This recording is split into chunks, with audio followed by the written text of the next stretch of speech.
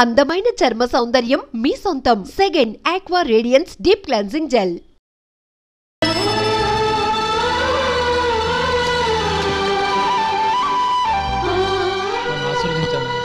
భగవంతుడు నిన్ను చల్లగా చూస్తాడు. ఏంట్రా విషయం? నాకు పోస్టింగ్ ఆర్డర్ వచ్చింది. అలాగా? మన ఊళ్ళోనే నన్ను ఎస్ఐగా అపాయింట్ చేశారు. చాలా సంతోషంరా.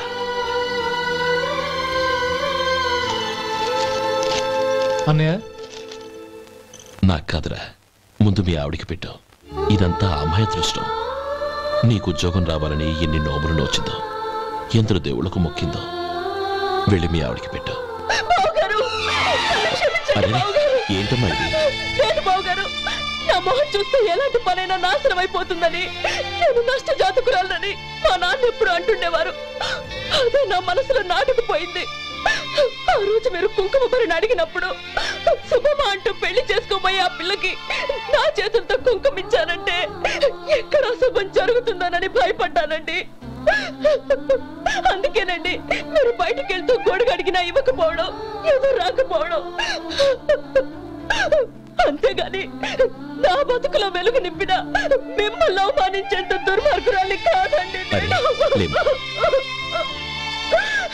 ఏంటమ్మా ఇది? చిన్నపిల్లల లేదండి, నాకు అదృష్టం ఉందని, నా పూజకు ఓ విలువ ఉందని మొట్టమొదటిసారి అందు మీరే. ఈ క్షణమే నా ప్రాణాలు పోయినా పర్వాలేదు బావగారు. ఆ ఒక్క మాట చాలు. ఊరుకో.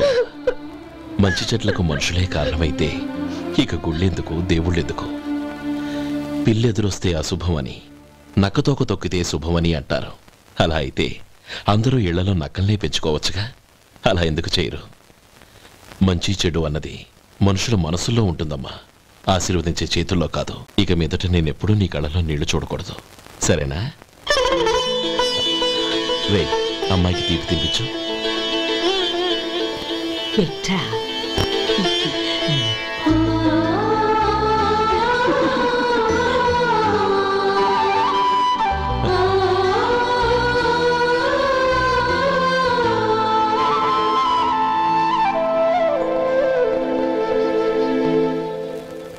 మధు, చిన్నప్పుడు నేను ఒక్కడనే కష్టపడుతున్నానని, నాకు సాయంగా ఉండాలని చదువు అవ్వలేదన్న వంకతో చదువు మానేశావు. ఇప్పుడు నీ తమ్ముళ్ళిద్దరూ అభివృద్ధిలోకి వచ్చారు. మరుదులిద్దరికీ మంచి ఉద్యోగాలు వచ్చాయి. తన భర్త మాత్రం అలాగే ఉన్నాడని నీ భార్య బాధపడదు.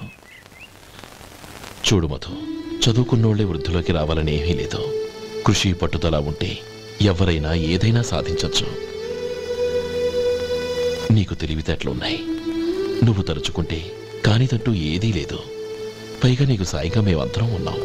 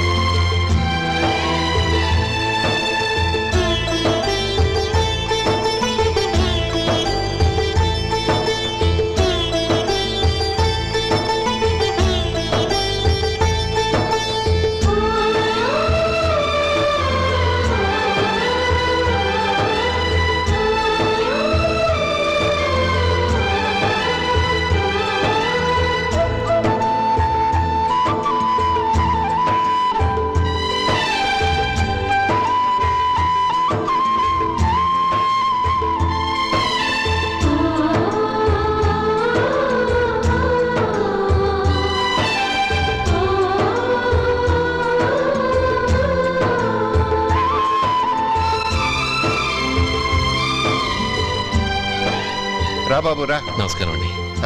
వచ్చే వారి నుంచి 100 పచ్చడి బాటిళ్లు 100 మసాలా ప్యాకెట్లు ఎక్కువ వేయండి. అలాగేనండి. మార్కెట్లో మీ ప్రోడక్ట్స్ మంచి పేరు వచ్చింది. చాలా సంతోషం అండి. వస్తానండి. Best of luck.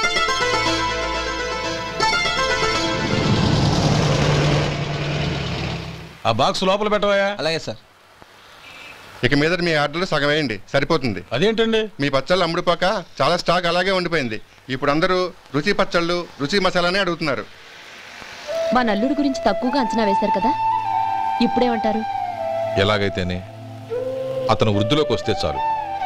వాళ్ళు బాగుంటే నాకు సంతోషమేగా. ఎవడ్రా వాడు? ఇన్నాళ్ళుగా వ్యాపారం చేస్తున్నాను, నిన్నగాక మొన్న వచ్చినోడు వాడు నాకు పోటీయా? వాణ్ణి పెరగనివ్వకూడదు. వాణ్ణి ఇక్కడికి రప్పించండి, నేను మాట్లాడతాను.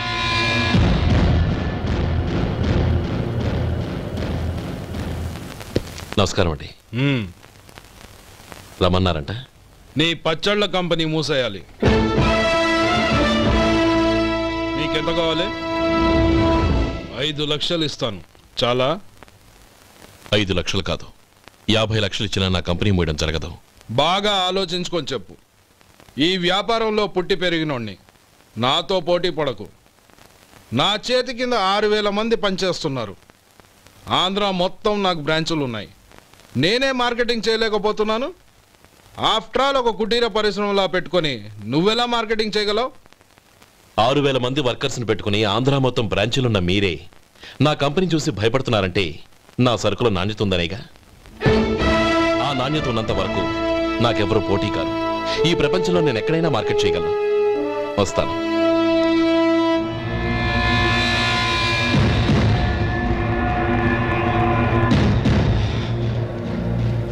ఇక్కడ ఏం లేదండి. ఇక్కడ ఏం లేదండి. ఇప్పుడు ఊపిరి పీల్చి బిగ్బట్టు, నెమ్మదిగా వదిలి. ఓకే, లే, నెమ్మదిగా ఇలా వచ్చి కూర్చో. ఏం లేదు, మామూలు కడుపు నొప్పే. ఈ టాబ్లెట్స్ 3 రోజులు వాడు. ఎలా వాడాలో ఇందులో రాశాను. మన 2 ఊర్ల పొలిమేరలో ఉన్న ఈ మల్లికార్జున స్వామి వారి దేవాలయం జీర్ణదశలో ఉందన్న విషయం మీ అందరికీ తెలుసు.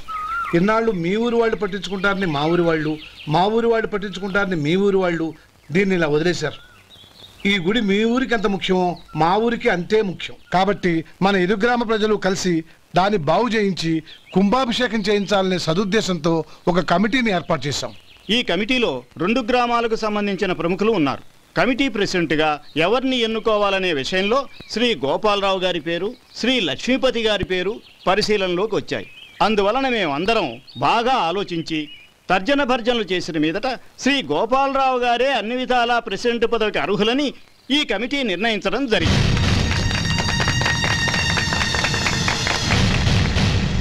అంచేత ఈ ఉభయ గ్రామ ప్రజలు శ్రీ గోపాలరావు గారికి ఉదారంగా విరాళాలు అందజేసి ఈ శుభకార్యాన్ని జయప్రదం చేయవలసిందిగా కోరుతున్నాం.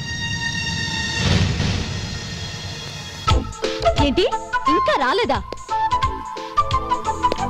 ఏంటయ్యా, టైం 10 అవుతోంది. బోర్డు మీద 10 గంటలను రాసింది. మీ డాక్టర్ ఇంకా రాలేదు. అసలు మీ డాక్టర్ కి టైం సెన్స్, పంక్చువాలిటీ ఏమైనా ఉన్నాయా? ఇంతకీ మీరెవరండి? నేను డాక్టర్ అమ్మని. ఓహో, మీరు డాక్టరేనా? డాక్టర్ అంటే డాక్టర్ని కాదయ్యా, డాక్టర్ని చేసుకోబోయేదానని అర్థం. అవును, నువ్వెవరు? నేను ఇక్కడ టోకన్ ఇస్తూ ఉంటానులేండి. తప్పుకో, తప్పుకోవయ్యా. అవును, మీ డాక్టర్ కి ఎవరో అన్నయ్య ఉన్నాడంట కదా, ఎలాంటోడు? ఎలాంటోడంటే అదేనయ్యా, చాలా కోపిస్తని విన్నాను. ఎందుకని అడుగుతున్నారు? ఎందుకంటావేంటయ్యా? ఆ అన్నయ్య మాట వినగానే మీ డాక్టర్ గడగడా వణికిపోతాడు. అసలు డాక్టర్ చదివే తమ్ముణ్ణి అలా భయపెట్టచ్చా? తప్పు కదా? తప్పేనండి. కాని కాని నాకు మీ డాక్టర్కి పెళ్ళవని ఆ అన్నయ్య సంగతి అప్పుడు చెప్తాను. ఏం చేస్తానండి? ఏం చేస్తానా, సంవత్సరం తిరగకుండానే కవల పిల్లల్ని కని వాళ్ళ అన్నయ్య చేతిలో పెడతాను. వాళ్ళకి 5 సంవత్సరాలు వచ్చేసరికి ఆయన్ని బాగా మొట్టికెళ్ళేస్తారు. అలా నా కసి తీర్చుకుంటాను. ఈ డాక్టర్ ఎప్పుడు వస్తాడో ఏంటో. అది సర్లే కానీ నువ్వు పని చేయి. మీ డాక్టర్ రాగానే నేను వచ్చి వెళ్ళానని చెప్పు. నేను అంటే ఓ, నా పేరు చెప్పలేదు కదా, నందిని. ఏం చెప్తావు? అదేనండి, నందిని గారు వచ్చి వెళ్ళారు అని చెప్తాను. గుడ్, పైకి వస్తావు.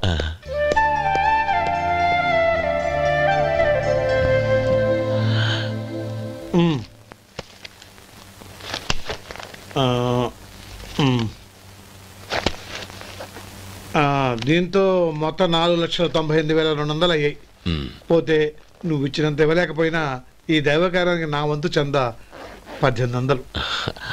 దీంతో మొత్తం 5 లక్షలు పూర్తయ్యాయి. సరేరా, నేను ఈ డబ్బు తీసుకుని పట్నం వెళ్ళి బ్యాంక్లో వేసి వస్తాను. అలాగే, నేను నీతో వద్దాం అనుకున్నాను రా, అనుకోకుండా సాయంత్రం ఇన్స్పెక్షన్ వచ్చింది. పర్వాలేదులే, వెళ్ళొస్తాను.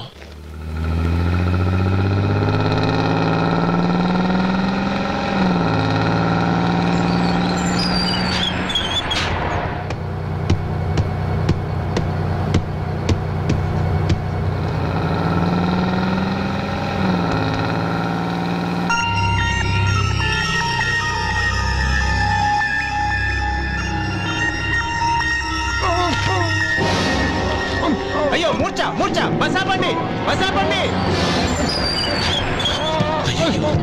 ఇదిగోండి తాళం చేతులు గుర్తి, ఈ తాళాలు చేతిలో పెట్టండి. వీటి వల్ల ప్రయోజనం లేదు. నాలుగు ఖర్చుకోకుండా పళ్ళ మధ్య పెట్టడానికి గట్టిగా అది నోట్ ఇవ్వండి. ఇదిగో ఇది చూడండి.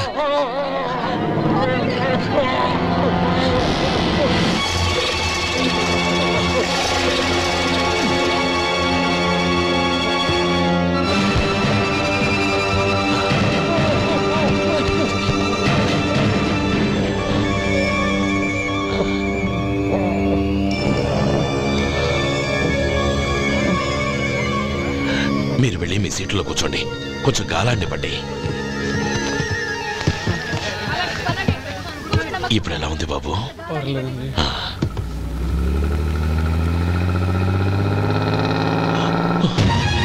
నా బ్యాగ్, నా బ్యాగ్ ఎవరైనా చూసారా? అందులో 5 లక్షలు ఉన్నాయి. నా బ్యాగ్ వెంటనే బస్తాపండి, ఎవరిని కింద దిగవద్దు, అందరినీ చెక్ చేయండి. నా అంచనా తప్పు కాలేదు. వాడి మంచితనమే వాడిని దెబ్బకొట్టింది. మన వాళ్ళని పంపించి గుడి తాలూకు డబ్బు కొట్టేశాడని పోలీస్ కంప్లైంట్ ఇవ్వండి. ఇప్పుడు ఆ స్టేషన్లో ఎస్ఐ వాడి తమ్ముడే. వాడే వెళ్ళి వాడి అన్నయ్యని అరెస్ట్ చేసి వీధుల్లో నడిపించుకు తీసుకురావాలి. అది నేను కళ్ళారా చూడాలి, మనసారా సంతోషించాలి. అయ్యో గోపాలం గారు, గోపాలం గారు, మీరు దేవస్థానం సొమ్ము దొంగిలించారని ఎవరో పోలీస్ కంప్లైంట్ ఇచ్చారంట. మిమ్మల్ని అరెస్ట్ చేయడానికి మీ తమ్ముడు గారు వస్తున్నారు.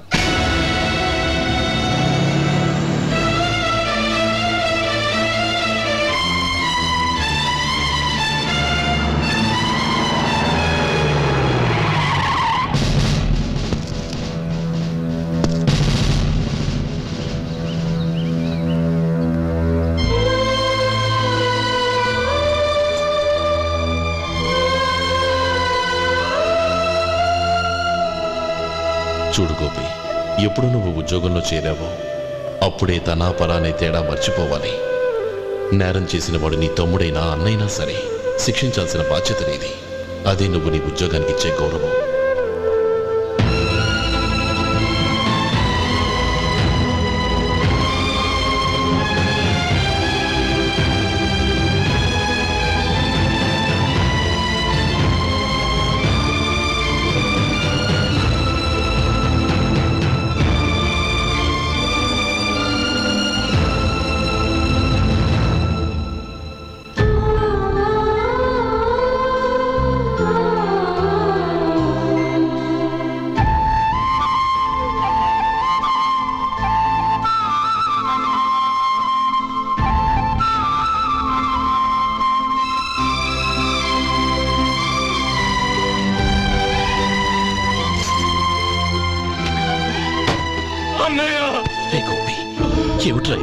నన్ను క్షమించన్నయ్య, నేను కోరి ఉద్యోగుల చర్యలు మాట్లాడించమే, కానీ ఇలాంటి పరిస్థితి ఎదురవుతుంది అనుకోలేదు.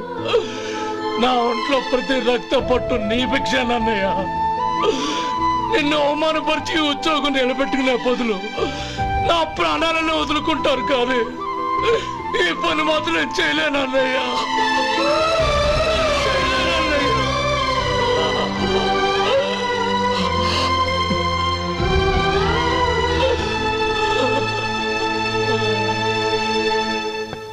ఏరా, ఇన్నేళ్లు కష్టపడి సంపాదించిన ఉద్యోగానికి రాజీనామా చేస్తావా? కనీసం నీ పెళ్ళాం ఏమనుకుంటుందోనని ఆలోచించావా? ఇందులో అనుకోవడానికి ఏముంది మామగారు? ఎండనక వాననక కష్టపడి ఓ తండ్రి కంటే ఎక్కువగా ఈయన్ని పెంచి పెద్ద చేశారు బావగారు. అలాంటి దేవుణ్ణి అరెస్ట్ చేసే ఆ ఉద్యోగం ఈయనకు అవసరం లేదు. బాగుంది. అన్నకు తగ్గ తమ్ముడు, తమ్ముడికి తగ్గ పెళ్ళం. సరే మీ ఇష్టం. నానమ్మ, అన్నయ్యడి. నమస్కారం అండి. ఓ నువ్వా?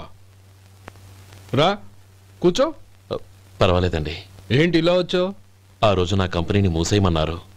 ఇప్పుడు నేను మూసేయడానికి సిద్ధంగా ఉన్నాను. దానికి ప్రతిఫలంగా నాకు 5 లక్షలు కావాలి. అలాగే, నీకు కావాల్సిన 5 లక్షలు నేను ఇస్తాను. చాలా థ్యాంక్స్ అండి. కానీ మీరు మీ కంపెనీని మూసేయక్కర్లేదు. సార్? అవును మిస్టర్ మధు, మీ అన్నగారికి జరిగిన అన్యాయం గురించి తెలుసుకున్నాను. మీ కుటుంబం గురించి కూడా విన్నాను. సహజంగా అందరూ ఐకమత్యానికి ఉదాహరణ రామలక్ష్మణులు అంటారు. కానీ ఆ రామలక్ష్మణులు ఎలా ఉంటారనేది పుస్తకాల్లో చదవడం తప్ప ఎవ్వరూ చూడలేదు. మీ అన్నదమ్ములను చూస్తే ఆ రామలక్ష్మణులు ఇలాగే ఉండేవారేమో అనిపిస్తుంది. అలాంటి కుటుంబానికి ఇలాంటి ఇబ్బంది రావడం నిజంగా దురదృష్టం. రామునికి హనుమంతుల్లా కాకపోయినా ఏదో ఉడతా భక్తిగా నా వల్ల వీలైన సహాయం ఈ 5 లక్షలు తీసుకో. మీ కంపెనీ పేరు మీదే అన్ని సరుకులు తయారు చేయండి. నేను వాటిని ప్రపంచమంతా మార్కెటింగ్ చేస్తాను. సార్, మీ రుణం ఉంచుకోను, తొందరలోనే తీర్చేస్తాను. స్నేహితుల మధ్య రుణాలేంటి మధు? We are friends.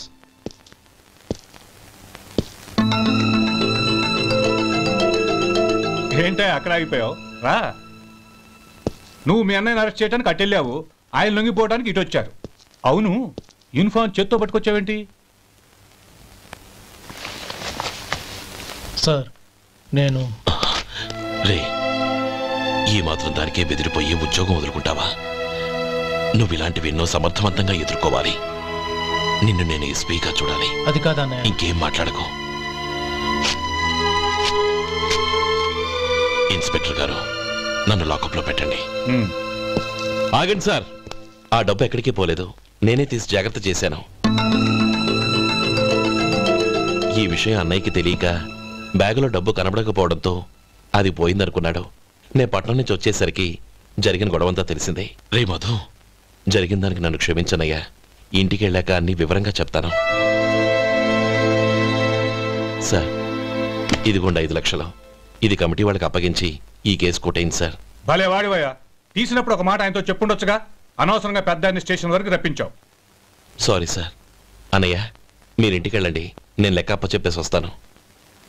వస్తానండి. అలాగే. ఎలా దెబ్బ కొట్టాలన్నా కుదరటం లేదు. అయినా వీళ్ళకు ఉన్న పళ్ళంగా 5 లక్షలు ఎలా వచ్చాయి? అదే బావా, నాకు అర్థం కావటం లేదు. నీకు అర్థమైతే ఆశ్చర్యపడాలి కానీ అర్థం కాకపోతే ఆశ్చర్యమే ఉంది. Useless fellow.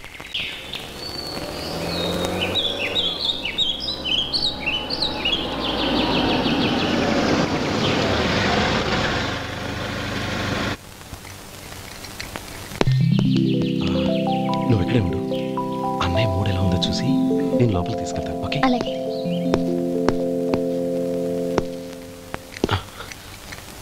అన్నయ్య, ఏంట్రా?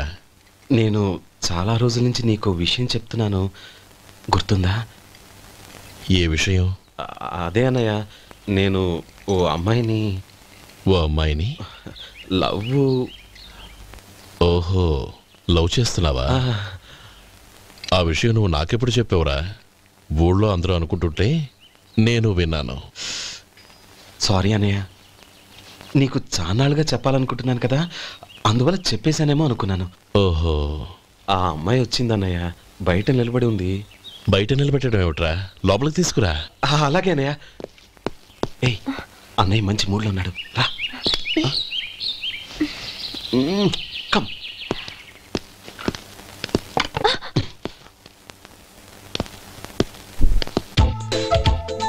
ఎందుకంటావేంటయ్యా? ఆ అన్నయ్య మాట వినగానే మీ డాక్టర్ గడగడ వణికిపోతాడు.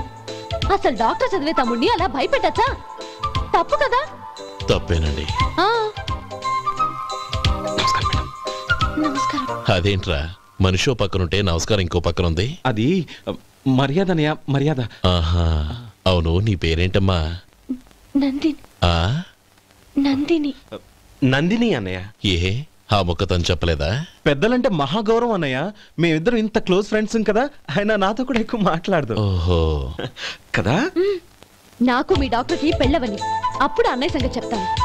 ఏం చేస్తారండి? ఏం చేస్తానా, సంవత్సరం తిరగకుండానే కవల పిల్లల్ని కని వాళ్ళ అన్నయ్య చేతిలో పెడతాను. వాళ్ళకి 5 సంవత్సరాలు వచ్చేసరికి ఆయన్ని బాగా ముట్టిగలేస్తారు.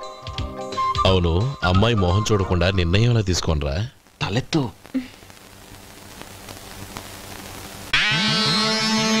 ఏం చెప్తా? అదేనండి, నందిని గారు వచ్చి వెళ్ళారని చెప్తాను. గుడ్, పైకి వస్తావు. ఈయన మీ అన్నయ్య? అవును. నందిని, ఏమైంది? ఎందుకు ఏడుస్తున్నావు? ఈయన మీ అన్నయ్యని తెలియక తెలియక హాస్పిటల్ దగ్గర మర్యాద లేకుండా దురుసుగా మాట్లాడాను. ఆయన పెళ్లి ఒప్పుకోరు. ఊరుకో, అలాంటి చిన్న చిన్న విషయాల్ని మా అన్నయ్య పట్టించుకోడు. అయినా నేను కన్విన్స్ చేస్తాను కదా. ఆయనకంత అవమానం జరిగాక ఎందుకు కన్విన్స్ అవుతారు?